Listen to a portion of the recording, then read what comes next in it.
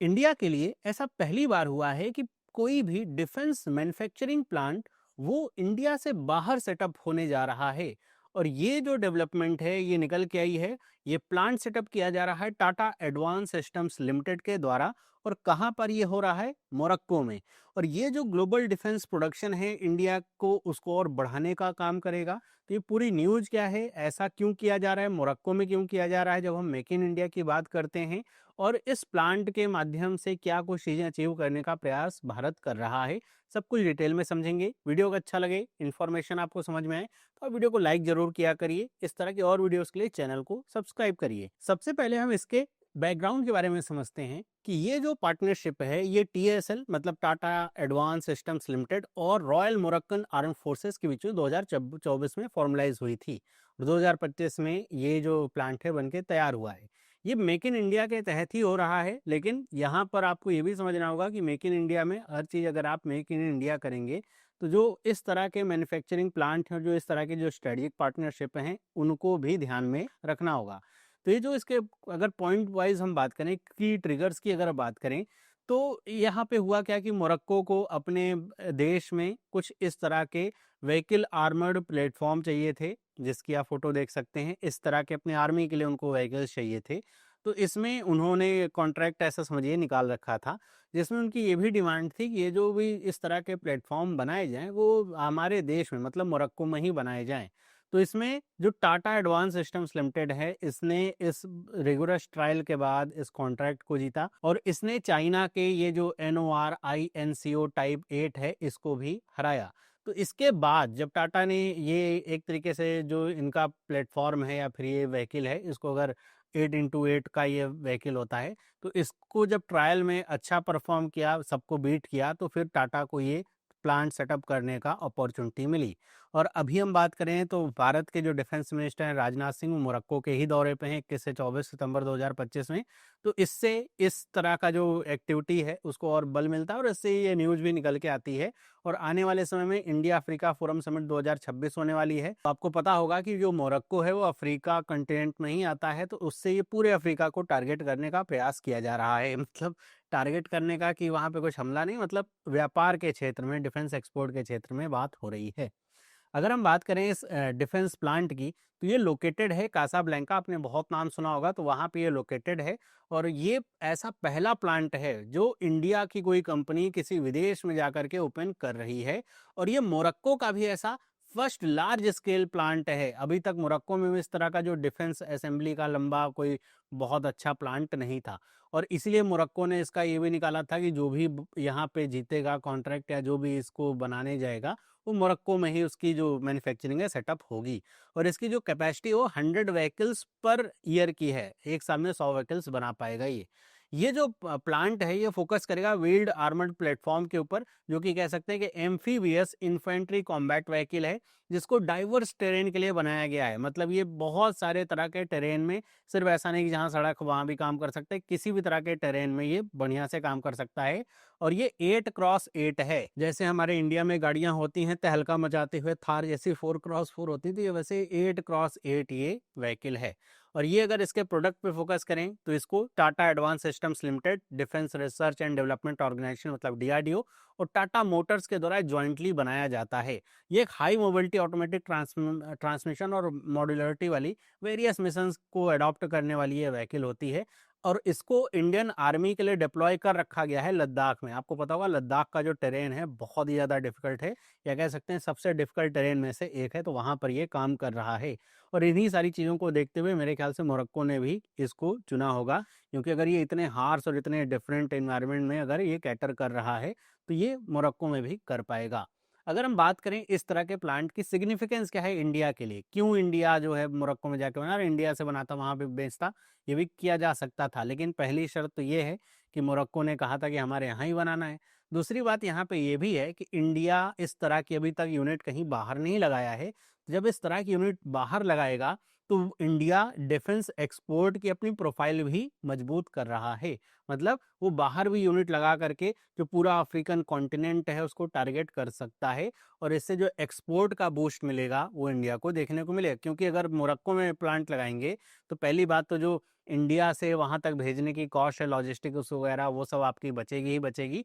इसके अलावा अगर आप वर्तमान समय में देखें तो आपको ऐसे ऐसे जगह भी अपने प्लांट रखने होंगे जिससे आप एक्सपोर्ट कर पाएँ, ताकि जो उसके बहुत सारे और भी इफेक्ट होते हैं टैक्सेस वगैरह के, उनको भी ध्यान में रखा जा सके। तो ये पोटेंशियल हब बन सकता है इंडिया का एक्सपोर्ट के लिए। ये अफ्रीकन जो देश हैं उनको टारगेट करेगा, यूरोप को भी टारगेट करेगा, मिडिल ईस्ट के जो नेशंस हैं उनके लिए भी ये टारगेट पोजीशन पर रहेगा कि वहाँ से उन सारी जगह पे एक्सपोर्ट आसानी से हो पाएगा। तो बहुत सारे मार्केट को एक साथ टैप करने का प्रयास है, और ये इंडिया का एक स्ट्रेटेजिक एक्सपेंशन इसको कहा जा सकता है कि हम अभी डिफेंस में देखा जाए तो सबसे बड़े इंपोर्टर्स में से एक हैं, लेकिन अब हम इंपोर्टर नहीं, अब हम एक्सपोर्टर बनने वाले हैं, और इस कदम में हम कदम बढ़ा रहे हैं। तो सेल्फ रिलायंस जो डिफेंस में वो तो हमारी आ ही रही है कि हम अपने पर खुद डिपेंडेंट हो रहे हैं, हमें दूसरे देशों पर डिपेंडेंसी कम कर रहे हैं। उसके साथ साथ हम एक्सपोर्ट भी अपना बढ़ा रहे हैं, तो उसको भी ध्यान में रखते हुए एक तरह का एक स्ट्रेटेजिक एक्सपेंशन है कि हम इंडिया में ही नहीं बल्कि इंडिया से बाहर जो अफ्रीका के देश हैं वहाँ पर, वहाँ की जो मार्केट है उसको टैप कर रहे हैं। क्योंकि उन सारी मार्केट्स में सबसे ज़्यादा जो प्रभाव है वो चाइना का है। चाइना बहुत तेज़ी से अफ्रीका में अपने कदम बढ़ा रहा है। तो अगर इस तरह के जो मार्केट है उसमें चाइना पहले ही पहुंच जाएगा और इन्फ्लुएंस अपना कर देगा, तो फिर इंडिया जैसे नेशंस के लिए फिर बचेगा ही नहीं कुछ। तो एक तरह का जो डिप्लोमेटिक गेन है वो भी इससे हासिल होता है कि इस तरह के प्लांट हम बना रहे हैं दूसरे देशों के साथ, तो हमारे संबंध भी अच्छे बने रहते हैं, इन्फ्लुएंस इसका जाता ही जाता है। आपको पता होगा कि अफ्रीका में पहले चाइना की जो टू व्हीलर्स हैं वो बहुत बिकती थी। मतलब चाइना की बहुत सारी कंपनियां थी जो टू व्हीलर बेचने में लगी हुई थी, या कह सकते हैं असेंबली वहां पे करती थी चाइना वाली जो कंपनियां हैं। लेकिन जब से भारत की जो टू व्हीलर कंपनी है जैसे बजाज हो गई, तो ये सब जब, या हीरो हो गई, ये सब जब वहाँ पहुँचते हैं अफ्रीका में तो उन्होंने पूरी मार्केट को ही बदल दिया। एक तो जो हमारे प्रोडक्ट हैं वो ज़्यादा अच्छे हैं, ज़्यादा रिलायबल हैं, ज़्यादा मजबूत हैं। उसके अलावा जो सर्विस है वो भी इंडिया ने देना, इंडिया की जो कंपनीज उन्होंने देना शुरू किया जो कि चाइना वाले नहीं देते थे। तो उससे पूरा का पूरा मार्केट ही इंडिया के पक्ष में हो गया। मतलब वहाँ पे अब आप जाएंगे अफ्रीका में तो आपको ज़्यादातर जो अपने इंडिया में टू व्हीलर्स दिखती हैं वो आपको अफ्रीका में देखने को मिलेंगी। बहुत अच्छी अडॉप्टेबिलिटी हुई। तो इसी तरह का कुछ डिफेंस में भी करने की ज़रूरत है, क्योंकि अगर चाइना पहले पहुंचेगा उसका इन्फ्लुएंस ज़्यादा बढ़ेगा, तो इंडिया भी अपनी तरफ से कदम उठा रहा है। अगर हम बात करें मोरक्को की कि उसको क्या बेनिफिट है, सिंपल सी बात है, विन विन सिचुएशन दोनों तरफ से होनी है। तो पहली बात तो मोरक्को का ये पहला ऐसा मेजर डिफेंस मैन्युफैक्चरिंग कैपेबिलिटी वाला प्लांट है जहाँ पे खुद ही मोरक्को की ज़मीन पे इस तरह के जो डिफेंस व्हीकल्स हैं वो तैयार होंगे। तो इससे होगा क्या कि मोरक्को को भी जो फॉरेन इंपोर्ट वगैरह है उसको कह सकते हैं रिड्यूस करने में मदद मिलेगी। वहाँ पे अगर प्लांट सेटअप होगा तो सिंपल सी बात, इकोनॉमिक बेनिफिट भी देखने को मिलेगा। वहाँ पे प्लांट होगा तो उससे जॉब्स जनरेट होंगे, स्किल डेवलपमेंट होगा, टेक्नोलॉजी ट्रांसफर वगैरह होगी। तो मोरक्को को ऐसा जो कह सकते हैं कि एक रीजनल डिफेंस हब बनने में मदद मिलेगी। इसके अलावा जो बायलैटरल टाइज हैं वो भी आपके इंप्रूव होंगे इंडिया के साथ, क्योंकि इंडिया बहुत तेजी से उभरती हुई कंट्री है। तो वहाँ पर अगर देखें तो बायलैटरल टाइज मजबूत मजबूत होंगी इंडिया से। तो इस तरह के आगे आने वाले समय में कुछ डिफेंस रिलेटेड चीज़ें होती हैं या डेवलपमेंट होती है तो उसमें उसको मदद मिल पाएगी।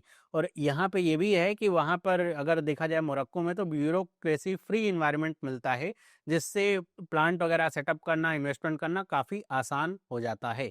तो दोनों ही कंट्रीज़ के लिए विन विन की सिचुएशन ये आती है। अगर हम बात करें इसके ब्रॉडर इम्प्लीकेशंस की, इंटरनेशनल रिलेशंस में क्या पड़ेंगे। पहली बात तो जो जियो पॉलिटिकल कॉन्टेक्स्ट है कि अगर हम एक्सपोर्टर बन रहे हैं तो हमें अब ये भी समझना होगा कि हमें मुकाबला चाइना से करना है, जो कि इसमें बहुत तेजी, बहुत बड़ा एक एक्सपोर्टर बना हुआ है जो डिफेंस के जो इक्विपमेंट्स हैं बेचने में, चाहे उसकी क्वालिटी कैसे भी हो लेकिन वो बेच रहा है। तो चाइना हो गया, रशिया हो गया, रशिया बहुत बड़ा एक्सपोर्टर, रशिया से हम भी बहुत सारे सामान खरीदते हैं, यूरोप के भी कुछ देश हो गए।